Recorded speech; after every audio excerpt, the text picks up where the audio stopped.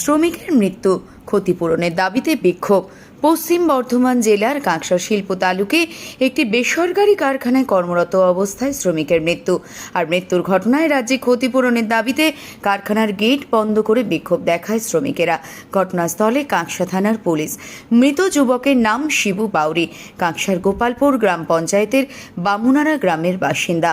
BJP শ্রমিক সংগঠনের নেতা মৃন্ময় ব্যানার্জি জানান, সিআরএম ইস্পাতে একজন 27 বছরের যুবক যার নাম শিবু বাউরি, যে 8 বছর ধরে এখানে কাজ করছে, কিন্তু পরশু দিন অ্যাক্সিডেন্টে প্ল্যান্টের ভেতরে 5:30 নাগাদ অ্যাক্সিডেন্ট হয় বিকালবেলায়, যার পর তাকে মিশন হসপিটালে নিয়ে যাওয়া হয়, কিন্তু সে আজ সকালে মারা যায়।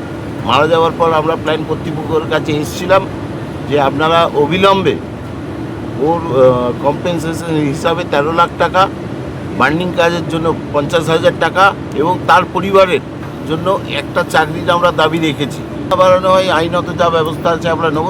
আর যতগুলো এই তালুকে যতগুলো ফ্যাক্টরি চলছে, সব ফ্যাক্টরির এগেনস্টে আমরা সোমবার ডিএলসিকে আমরা অভিযোগ জানাবো।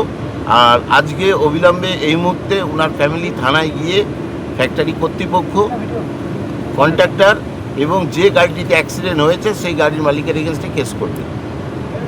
যদিও এ বিষয়ে কারখানা কর্তৃপক্ষ কোনো প্রতিক্রিয়া দিতে চাননি।